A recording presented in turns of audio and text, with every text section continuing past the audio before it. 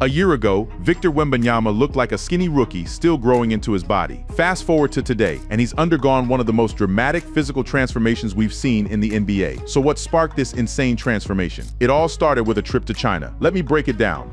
The skinny kid WHO rebuilt his body. Victor Wembanyama walked into the NBA as the tallest, skinniest superstar the sport had ever seen. He stood 7 feet 4 inches tall, longer than almost anyone in the history of the game, and yet he came into the league weighing only around 215 to 220 pounds. On a frame that tall, that is almost nothing. His shoulders were narrow. His arms and his legs looked thin and stretched out. Fans and reporters had their own nicknames for the way he looked back then. They called him wiry. They called him a toothpick. He arrived as a very thin young man. A giant made of length and skill with barely any muscle wrapped around it. That thin frame was the one real question mark hanging over his whole future. Everybody could see the talent. He could shoot, he could pass, and he could block shots like a video game character. But basketball at the highest level is a physical, violent game, especially down in the paint, where the biggest and strongest men in the world fight for every inch of space. People worried out loud about it. Could a body this skinny hold its ground against heavier, stronger centers? Could he keep his position on the block? Could he take a hard hit and still finish the play? For all of his gifts, his weight was the one true concern, the single thing that might stop the alien from ever reaching his ceiling. Then came the moment that changed the entire plan. After the 2025 All-Star break, a blood clot in his right shoulder, a deep vein thrombosis, ended his second season after only 46 games. It was a scary diagnosis, and it cost him months of his life stuck on the sideline in street clothes. But that long, quiet, frustrating time away did something to him. When he was finally cleared to play again in the summer of 2025, he came back with one single goal burning in his mind. In his own words, he wanted to get his body back. He decided to rebuild his entire body from the ground up, and he did it in the smartest, most patient way possible. The idea was to gain muscle mass gradually, a little at a time, so that his body and his joints had the room to adapt to the new weight. Piling on a huge amount of size too fast would have been dangerous for a frame like his. He treated added weight as a byproduct of getting stronger. The strength always came first, and the pounds followed. It was slow, it was steady, and it was done intelligently. The way he chased that strength was unlike anything you have ever seen from a basketball player. In the summer of 2025, he spent roughly 10 days on a retreat at the Shaolin Temple in China, the ancient home of the warrior monks. He shaved his head, put on the monk robes, and trained in old kung fu on mountain paths. A Shaolin master built him a custom program focused on controlling his center of gravity, teaching him to generate force from any position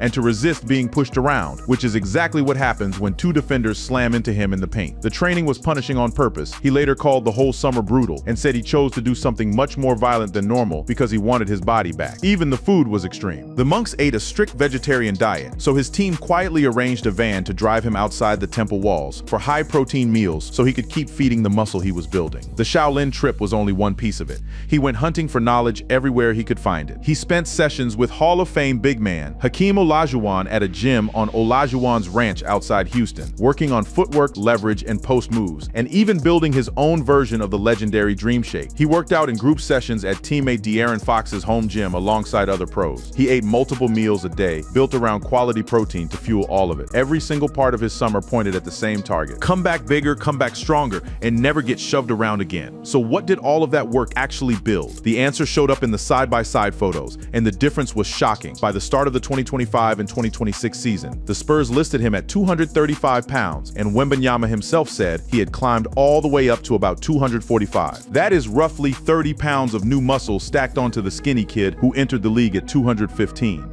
His shoulders were suddenly broad, his arms were fuller, his legs were thicker, and his whole upper body looked far more powerful than the lanky frame he first arrived with. And here's the best part of it. He added all of that muscle while keeping the length, the speed, and the smooth, fluid movement that made him special in the first place. The patient plan had worked exactly the way it was drawn up. Then the new body went to work, and the results were terrifying for everybody else. He could finally hold his position deep in the paint. He could absorb a hard bump and still finish through it. He attacked the glass harder and pulled down more of his own misses. On defense, he turned into a brick wall. He led the league in blocks once again and was named the Defensive Player of the Year. And the stronger frame let him play heavy minutes at full intensity deep into the season and deep into the playoffs. The one weakness that everybody used to point at had been completely erased, and the people who cover this league every single day noticed exactly what they were now dealing with. About half of them were talking about his flexibility in some sort. You saw the I've clip? seen the yoga videos and stuff. Yeah, where he's like, Downward dog. no, like splits. Oh, God. Like, yeah. Yes, people describe him as as an alien. I think he's more like an AI bot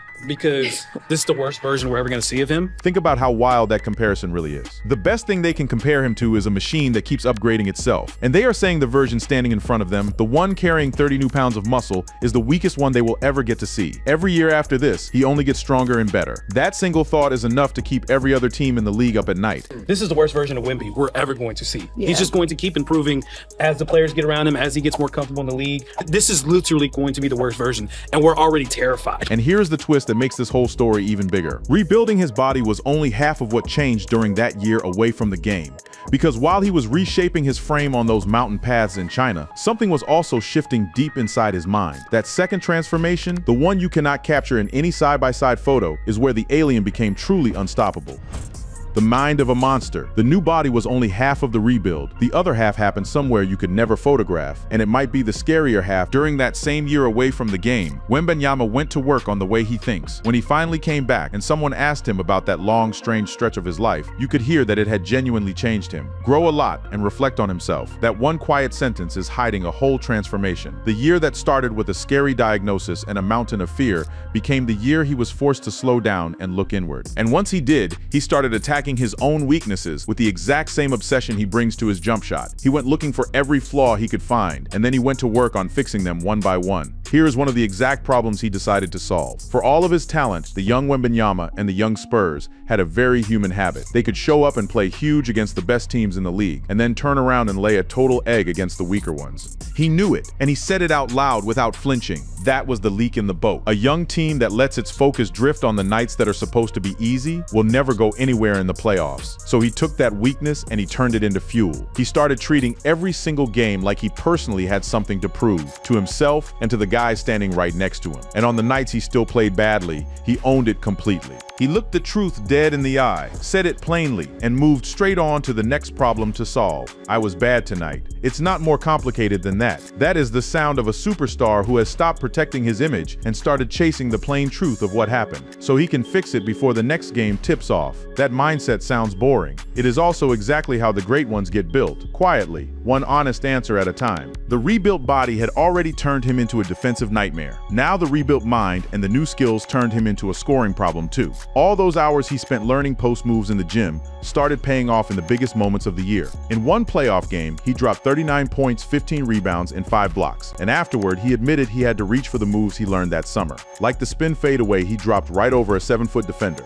The skinny kid who used to live outside on the three-point line suddenly had a nasty bag of tricks down in the paint. The full season numbers told the same story. He averaged around 25 points, 11.5 rebounds, and 3 assists a game on a career best. 51% shooting, which is a monster jump in efficiency for a player who used to settle for tough jumpers. He made the All-NBA first team, started his first ever All-Star game, and finished third in the entire MVP race. And he dragged a young Spurs team all the way to a 62-20 record. The talented rookie had become a genuine force at both ends of the floor. But the mental rebuild came with something nobody expected. And it is the part that split the whole league in two. It gave him an edge. For most of his young career, Wembanyama had a spotless, joyful reputation.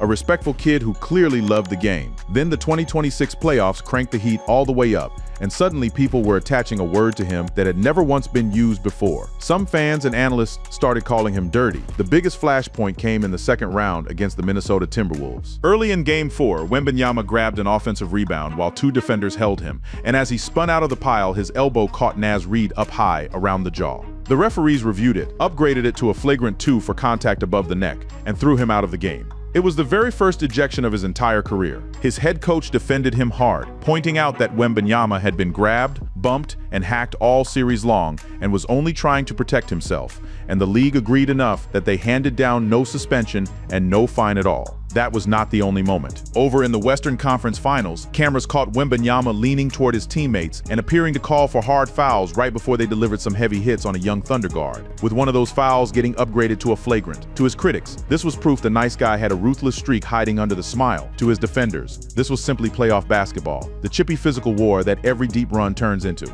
Then the frustration boiled over in a completely different way.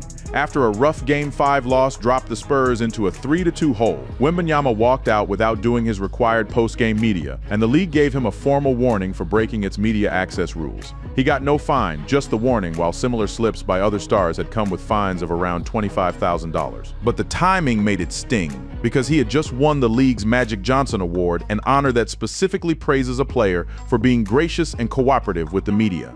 For one frustrated night, the friendliest superstar in the league went completely silent.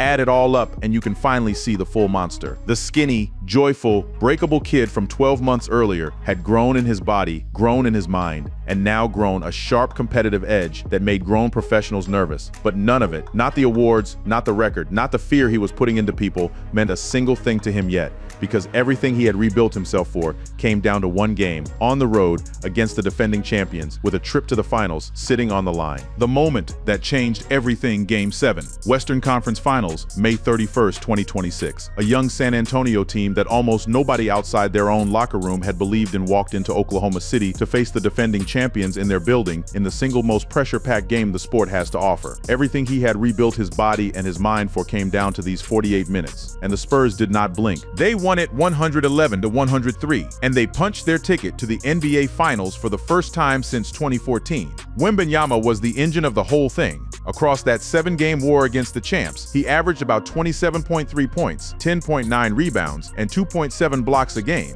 and he was named the Western Conference Finals Most Valuable Player. He guarded the rim, he carried the offense, and he refused to let his young team lose. But the number that actually mattered that night was not sitting anywhere on the stat sheet.